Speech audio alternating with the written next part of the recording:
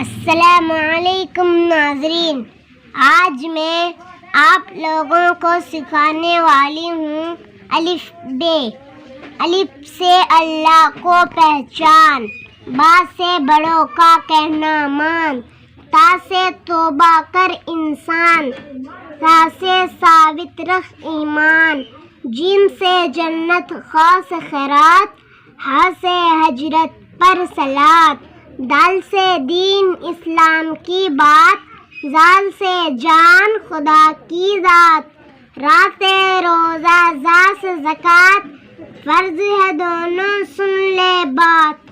صاد سے صدقہ، عین سے عید، غین سے غازی، شین سے شہید،